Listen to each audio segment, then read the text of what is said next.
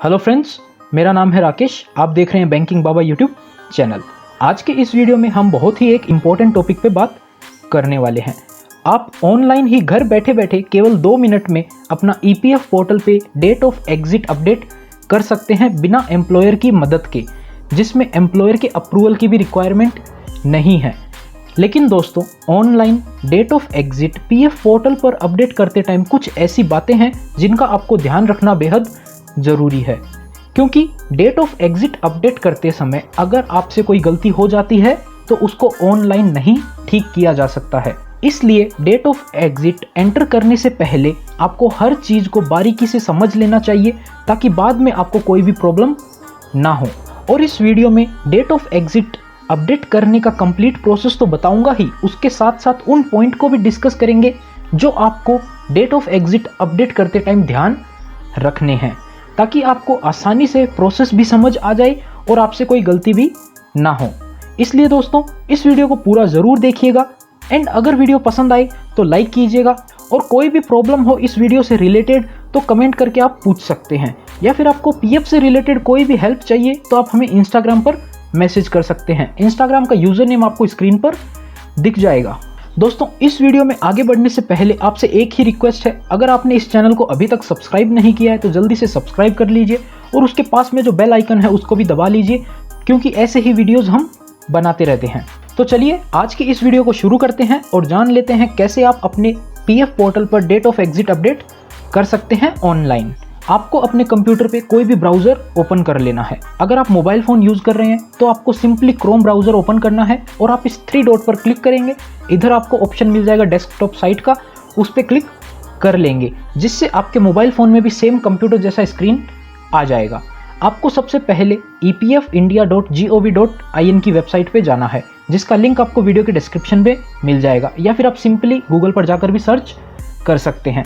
तो चलिए अपन सर्च कर लेते हैं ईपीएफ इंडिया, और ये आपके सामने रिजल्ट आ जाएंगे। यहाँ से आपको ये वेबसाइट ओपन कर लेनी है। इस वेबसाइट पर जाने के बाद आपको इस प्रकार का कोई अलर्ट आता है तो आप उसको सिंपली क्लोज कर देंगे। इधर आपको online claim member account transfer वाला ऑप्शन दिखाई देगा, उस पर क्लिक करेंगे। इसके बाद आप एक नए पेज पर आ जाएंगे। इस पेज पर हम यूएएन नंबर और पासवर्ड की हेल्प से लॉगिन कर सकते हैं। तो यहाँ पर हम जल्दी से अपना यूएएन नंबर, पासवर्ड और ये कैप्चा डालकर लॉगिन कर लेते हैं। ये डिटेल डाल लेने के बाद में लॉगिन कर लेंगे। लॉगिन करने के बाद में अगर आपको भी इस तरीके से कोई अलर्ट आता है तो आपको सिंपली लेटर पे क्लिक कर देना है, और उसके बाद online date of exit update करने के लिए आपको मैनेज वाले ऑप्शन पे जाना है। मैनेज वाले ऑप्शन पे जाएंगे तो वहाँ पर आपको ऑप्शन दिखेगा मार्क एग्जिट का, उस पर क्लिक करके आप डेट ऑफ एग्जिट मार्क कर सकते हैं। लेकिन मार्क एग्जिट पे क्लिक करने से पहले आपको अपने पीएफ अकाउंट में सर्विस हिस्ट्री चेक कर लेनी है। उसके लिए आपको व्यू वाले ऑप्शन पे आना है एंड उसमें आपको मिल जाएगा सर्विस हिस्ट्री का ऑप्शन, उस पर क्लिक कर देना है। दोस्तों, जैसे ही आप सर्विस हिस्ट्री पे क्लिक करेंगे तो कुछ इस प्रकार से आपके सामने आपकी डिटेल आ जाएगी।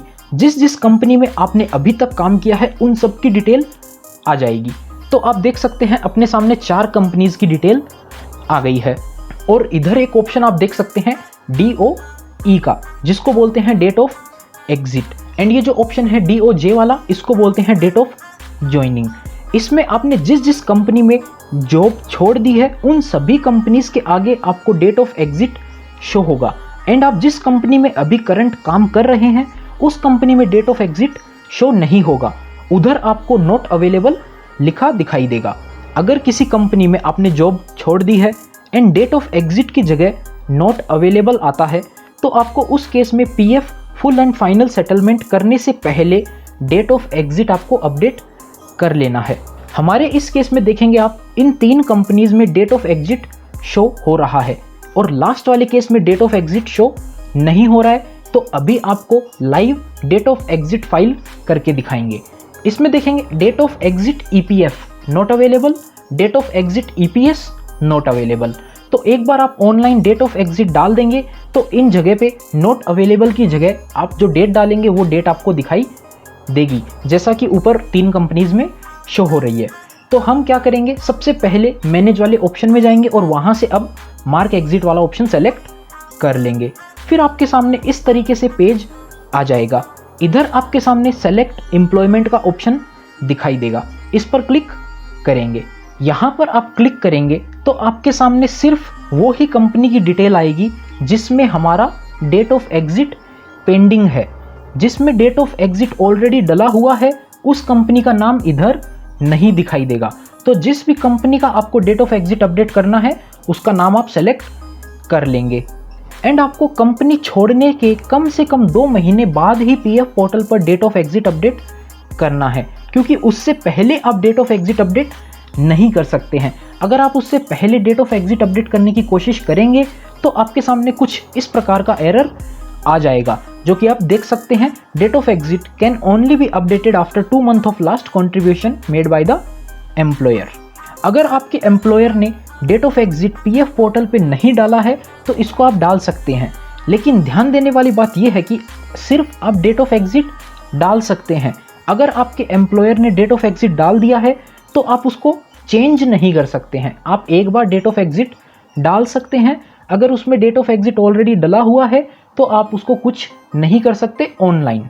तो अपन क्या करते हैं, अब इस ऑप्शन को सेलेक्ट कर लेते हैं। ऑप्शन को सेलेक्ट करेंगे तो कुछ इस प्रकार का पेज आपके सामने आ जाएगा। सबसे ऊपर आपके सामने 3 डिटेल दिखाई देगी, member ID, establishment name and employer last contribution. मतलब कंपनी ने आखिरी कौन से मंथ का आपके नाम से पीएफ कंट्रीब्यूट किया था, जो कि ईपीएफओ को जमा करवा दिया है। जैसे कि आप देख सकते हैं फरवरी 2021 का पीएफ हमारी तरफ से जमा हो चुका है।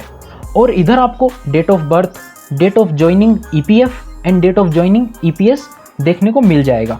उसके नीचे देखेंगे तो यहाँ पे आपको ऑनलाइन फैसिलिटी मिल जाएगा डेट ऑफ एग्जिट अपडेट करने का। अब सबसे ज़रूरी बात ध्यान देने वाली ये है कि एम्प्लॉयर ने लास्ट मंथ का पीएफ जमा करवाया था, ये डेट है फरवरी 2021। तो ईपीएफओ जो है वो उसी मंथ को कंसीडर करता है कि आपने फरवरी 2021 में ही जॉब छोड़ी होगी। तो आप डेट ऑफ एग्जिट सेलेक्ट करने के लिए इस ऑप्शन पे क्लिक करेंगे तो आपको ओनली वो ही मंथ दिखाई देगा जो आपका यहाँ पर लिखा हुआ है। जैसे कि आप देख सकते हैं इधर फरवरी 2021 लिखा हुआ है लास्ट कंट्रीब्यूशन, तो यहाँ पर भी हमें फरवरी 21 का ही ऑप्शन मिलेगा ओनली।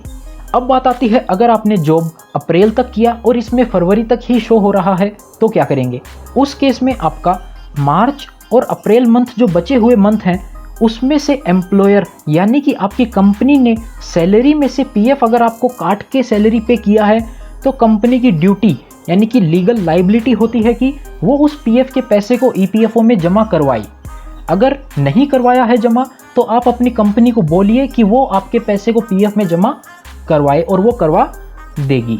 ये जमा करवाने के बाद आपका date of last contribution update हो जाएगा एंड उसके बाद में आप अपना डेट ऑफ एग्जिट फिल कर सकते हैं। अब बात आती है क्या डेट अपन सेलेक्ट करेंगे।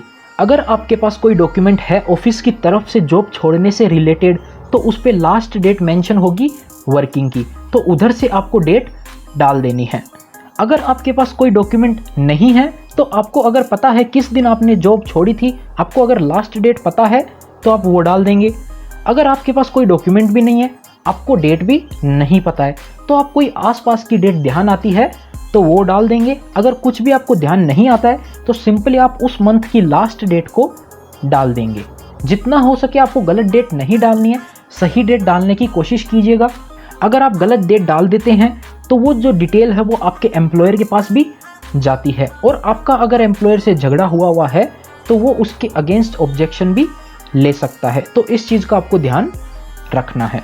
अब जो भी डेट ऑफ एग्जिट आप डाल रहे हैं उसको एक बार ही डाल सकते हैं, तो सोच समझ कर डालना। एक बार आपने सबमिट कर दिया तो सबमिट हो जाएगा, उसके बाद आप इसको ऑनलाइन तरीके से मॉडिफाई नहीं कर सकते हैं। मतलब अगर आपने डेट ऑफ एग्जिट गलत डाल दिया तो उसको मॉडिफाई करवाना है या फिर आपको चेंज करवाना है तो ईपीएफओ ऑफिस ही जाना पड़ेगा। तो ऑफिस के चक्कर लगाने से अच्छा है कि डेट ऑफ एग्जिट डालते समय आपको गलती बिल्कुल भी नहीं करनी है, क्योंकि इसको हम ऑनलाइन मॉडिफाई नहीं कर सकते हैं। ये फिल करने के बाद आगे वाला ऑप्शन में आपको सेम डिटेल डाल देनी है, री एंटर करना है आपको वापस वही डेट ऑफ एग्जिट। एंड उसके बाद में ये देख सकते हैं रीज़न, यहाँ पे आपको रीज़न डालना पड़ेगा किस रीज़न से आप जॉब छोड़ रहे हैं। तो यहाँ पर काफ़ी सारे आपको ऑप्शन मिल जाएंगे। जो आपके लिए सूटेबल ऑप्शन है आप उसको सेलेक्ट कर लेंगे। ज़्यादातर केसेस में ये लास्ट वाला ऑप्शन ही होता है एप्लीकेबल शॉर्ट सर्विस का, यानी कि आप रिटायरमेंट से पहले अपनी मर्जी से जॉब छोड़ रहे हैं, तो आप इसको सेलेक्ट कर लेंगे। उसके बाद आपको कंसेंट यानी कि अपनी सहमति देने के लिए इस पॉइंट पर टिक कर देना है। उसके बाद नीचे आएंगे तो ऑप्शन मिलेगा रिक्वेस्ट OTP का। तो इसके लिए 2 जरूरी बातें हैं जो आपको ध्यान रखनी है। पहला, आपका आधार कार्ड जो है वो UAN अकाउंट से लिंक होना चाहिए। दूसरा, आपका आधार कार्ड किसी मोबाइल नंबर से लिंक होना चाहिए जिस पे OTP आएगा और वो मोबाइल नंबर आपके पास अवेलेबल होना चाहिए। तो सिंपली रिक्वेस्ट OTP पे क्लिक कर देंगे। फिर अगर आपके पास भी ऐसा कोई अलर्ट आता है तो यस पर क्लिक कर देंगे। उसके बाद आप देख सकते हैं आपके सामने मोबाइल नंबर का कुछ डिजिट शो होगा जिस मोबाइल नंबर पे OTP गया है, तो आपको OTP लाकर इधर डाल देना है। OTP डालने के बाद नीचे आना है, नीचे आके सबमिट का बटन मिल जाएगा और आपको उस पर क्लिक कर देना है। सबमिट पे क्लिक करने के साथ ही आपका date of exit instant online update हो जाएगा, जिसको आप अपनी सर्विस हिस्ट्री में जाकर दोबारा से चेक भी कर सकते हैं। तो दोस्तों बस इतना ही सिंपल सा प्रोसेस था डेट ऑफ एग्जिट अपडेट करने का। तो अगर आपको भी PF अकाउंट में डेट ऑफ एग्जिट अपडेट करना है तो अब आप इजीली कर सकते हैं बिना किसी प्रॉब्लम के। अगर आपकी PF से रिलेटेड कोई भी क्वेरी है या कोई भी डाउट है तो आप मुझे इंस्टाग्राम पर मैसेज कर सकते हैं, आपको सॉल्यूशन प्रोवाइड किया जाएगा। मेरा इंस्टाग्राम ID आपको स्क्रीन पर दिख जाएगा या फिर आपको लिंक उसका डिस्क्रिप्शन में भी मिल जाएगा। तो चलिए दोस्तों, मिलते हैं आपसे एक और नए वीडियो में, तब तक के लिए गुड बाय।